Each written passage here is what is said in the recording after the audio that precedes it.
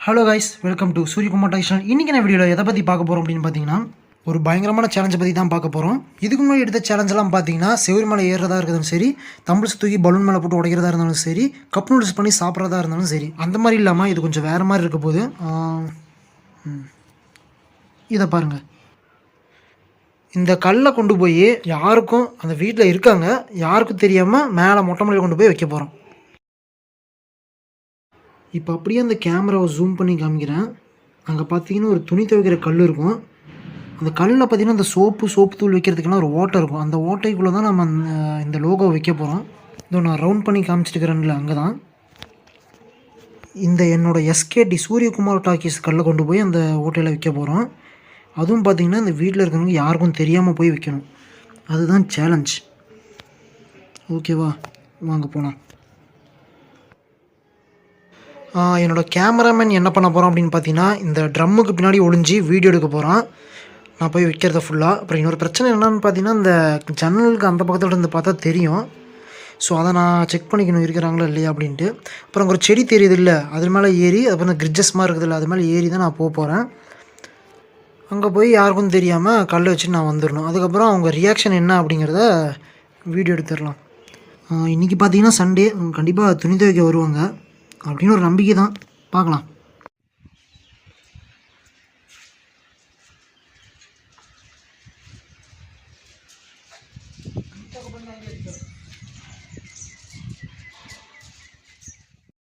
So அங்கே நடந்த situation என்ன அப்படிங்கிறத நான் வாய்ஸ் ஓவர் மூலியமாக சொல்லிடுறேன்.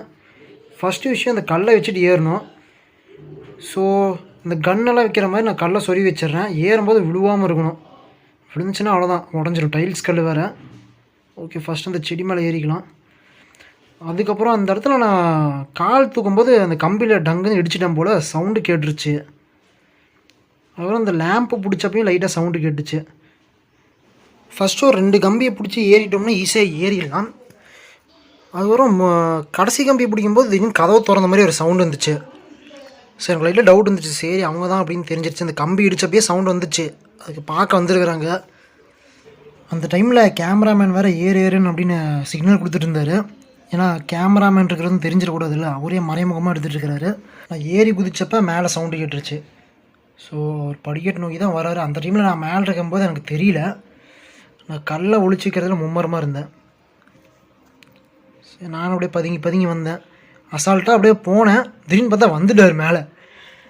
எனக்கு ஜெர்க்காயிடுச்சு. சரி, டக்குன்னு மேலே போய் ஒழிஞ்சிக்கலாம் அப்படின்ட்டு ஏறி அப்படியே படுத்துக்கிட்டேன். நான் படுத்த இடத்துல சைடில் பார்த்தீங்கன்னா தகர ஓடு. அது மேலே லைட்டாக காலோ கையோ பட்டுச்சுன்னா சவுண்டு கேட்டுடும், அப்புறம் மாட்டிப்பேன். ஸோ அவங்களுக்கும் பயங்கரமாக டவுட் வந்துருச்சு. அங்கேயும் இங்கேயும் தேடுறாங்க. கேமராமேன் வேறு ஒளிஞ்சு எடுத்துகிட்டு இருக்கிறான். இன்னொரு கேமராமேனை பார்த்துருப்பாருன்னு நினைக்கிறேன். அதனால தான் கேமராவை கட் பண்ணிட்டு போகும்போது எடுத்துருக்கிறாரு. ஓகே, ஒருபடியாக ஒரு கீழே இறங்கிட்டார். சரி, நான் அப்படியே இறங்கி மெதுவாக அப்படியே பார்த்தேன். ஓகே, ஒரு கீழே இறங்கிட்டார். சரி, கீழே இறங்கிட்டாரு அப்படின்ட்டு அசால்ட்டாக அப்படியே கேமராமேன் கிட்டே வந்து நான் கேட்டேன், அவர் கீழே இறங்கிட்டார் அப்படின்ட்டு. ஸோ இந்த ஆங்கிள் இருந்து பார்த்தா கேமராமேனுக்கு தான் தெரியும் அவர் கீழே இறங்கிட்டார், கதவு பக்கத்தில் போயிட்டாருன்னு சிக்னல் கொடுத்தாரு. சரி, நான் அப்படியே அசால்ட்டாக இறங்கி வரும்போது அவர் திரும்பி இன்னொரு வாட்டி எங்கே செக் பண்ணுறாரு போல். வெளியே வந்து டவுட் வந்துருச்சு. இங்கே கீழே எங்கேயோ பார்க்குறாரு, மேலே பார்க்குறாரு. ஓகே, எதுவும் இல்லை. இங்கே பூனை இந்த ஏரியாவில் நிறைய சுற்றிட்டு இருக்குது, அதுவாக இருக்கும் அப்படின்னு நினச்சிட்டு உள்ளே போகிறாங்க.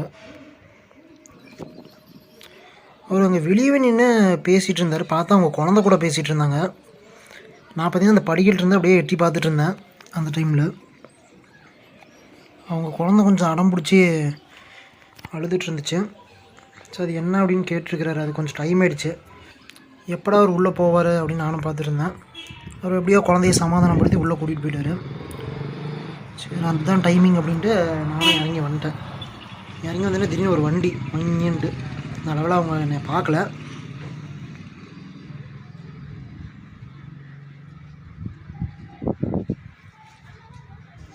ஓகே, எப்படியோ வெற்றிகரமாக முடிச்சாச்சு. இப்போ அவங்க வந்து எடுத்து ரியாக்ஷன் என்ன அப்படிங்கிறது பார்க்குறது தான் பாக்கி.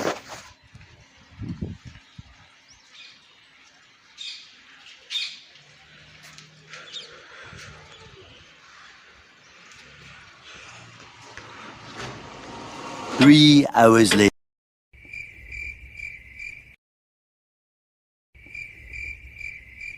6 hours later. அப்புறம் ஒரு 6 மணி நேரம் கழித்து மேலே வந்தாங்க. எதுக்கு அப்படின்னு பார்த்தீங்கன்னா, இந்த காரை வாஷ் பண்ணியிருந்தாங்க போல். அதுக்குள்ளே மேட்டெல்லாம் இருக்கும்ல, அதை க்ளீன் பண்ணி காய போட வந்தாங்க. நான் துணி துவைக்க வருவாங்க அப்படின்னு எதிர்பார்த்தேன். பார்த்தா கார் மேட்டை காய போட வந்துருக்குறாங்க. தான் குழந்தையோட வந்துருக்குறாங்க. கரெக்டாக அந்த துணி துவைக்கிற கல் பக்கத்தையே போவார் அப்படின்னு நான் எதிர்பார்க்கவே இல்லை. ஸோ அங்கே தான் 2 அடி அடித்து காய போட்டாங்க மேட்டை. பாப்பாரா யார் இது? கர்ச்சிப்பு, கேமராமேன் கர்ச்சிப்புன்னு நினைக்கிறேன். பார்த்துட்டாரு. அந்த கல் பார்த்துட்டாரு. கீழே பார்த்தீங்கன்னா அந்த சோப்பு தூள் சோப்பெல்லாம் கடந்ததுனால பார்த்துருக்குறாரு எடுத்து. இதெல்லாம் எப்படி இங்கே கீழே கிடக்குது அப்படின்ட்டு பார்த்தா என் கல் எடுத்து குழந்தைகிட்ட காமிக்கிறாரு பாருங்கள். சூரியகுமார் டாக்கீஸ் அப்படின்னாவே தெரிஞ்சிருக்கும். அவங்களுக்கு தெரியும் நான் சேனல் வச்சு ரன் பண்ணுறது. ஹூப்ஸ் பார்த்துட்டாங்க. ஓகே, கேமராமேனோடைய பதுங்கி கீழே இறங்கிட்டார். நான் அப்படியே இறங்கிட்டேன். பார்த்துட்டாங்களா அப்படிங்கிறது தெரியல. டவுட் வந்துருச்சு. இந்த வேலை நான் தான் பண்ணது அப்படிங்கிறது தெரிஞ்சிருச்சு அவங்களுக்கு. ஓகே,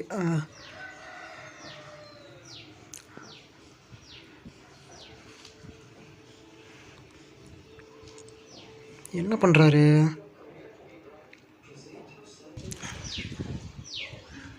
என்னை பற்றி ஏதோ சொல்கிறாரா குழந்தைகிட்ட?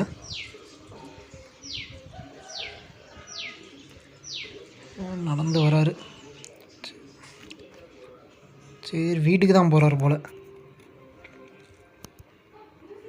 அவர் பார்க்கும்போது நானும் கேமராமேனும் தெரிஞ்சிட்டோமா அப்படிங்கிறது தெரியல. சரி, குழந்தைய கூட்டிகிட்டு கீழே போகிறாரு. எங்கள் வீட்டுக்கு வர வாய்ப்பு இல்லைன்னு தான் நினைக்கிறேன். ஓகே, அப்படியே இந்த சேலஞ்ச் முடிச்சாச்சு. அவருக்கு இப்போ டவுட் வந்ததில் அதிசயமே இல்லைங்க.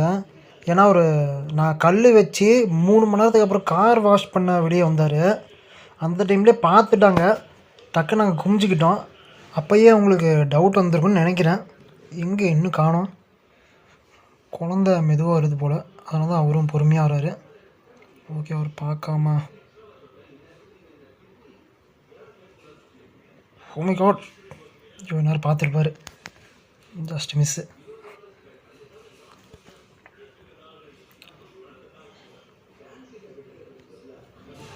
கல் எடுத்துகிட்டு வீட்டுக்குள்ளே போகிறாரு. சேலஞ்ச் வெற்றிகரமாக முடிக்கப்பட்டது. ஏன்னா திரும்பி வெளியே வர்றாரு. ஸோ கைஸ், வெற்றிகரமாக இந்த சேலஞ்சை முடிச்சாச்சு. ஒரு 6 மணி நேரம் கழிச்சு தான் வந்து அவங்க மேலே வந்து பார்த்தாங்க. அதுவும் யதார்த்தமாக ஏதோ க்ளீன் பண்ண வந்துருக்குறாங்க போல. அந்த காருக்குள்ளே அந்த மேட் வைப்பாங்கள்ல, அது க்ளீன் பண்ண வரும்போது இன்னும் சோப்பு கீழே கிடந்துச்சு போல. அதெல்லாம் நான் எடுத்து வைக்காம வந்துட்டேன். அதை பக்கத்தில் போய் பார்த்தப்ப என் கல் வச்சுட்டு வந்தேன்ல, தெரிஞ்சிருச்சு. ஸோ அவங்களுக்கே தெரிஞ்சிருச்சு நான் தான் வச்சேன் அப்படின்ட்டு. அப்படி டக்குன்னு திரும்பி பார்த்தப்ப குமிஞ்சிக்கிட்டேன். அப்போ பார்த்துட்டாங்க, என் தலையை பார்த்துட்டாங்க.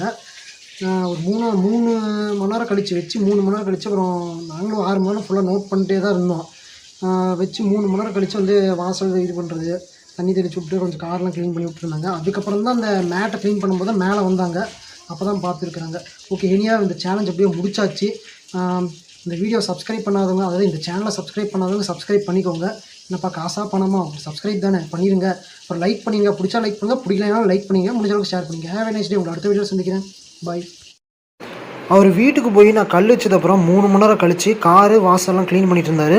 அப்போ எடுக்கப்பட்ட ஃபுட்டேஜ் தான் இது. அநேகமாக இன்றைக்கி மேலே போய் கல்லை பார்க்க மாட்டார் அப்படின்னு நினைக்கிறேன். துணி துவைக்க போவார். இந்த வாரம் சண்டே போல.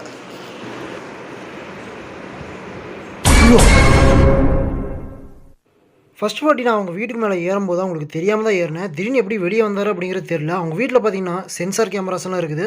அதை பார்த்து ஏதோ நோட்டிஃபிகேஷன் வந்துருக்குது போல். அதை பார்த்து வெளியே வந்திருக்கிறாரு. அதுக்கப்புறம் மேலே போய் கல் எடுத்தது பார்த்தீங்கன்னா அது ஃபுல்லாக ஸ்கிரிப்டட் தான். அவர் எனக்கு தெரிஞ்சவர் அப்படின்னால நான் மாட்டியிருந்தாலும் அவர் என்ன எதுவும் செஞ்சுருக்க மாட்டார்.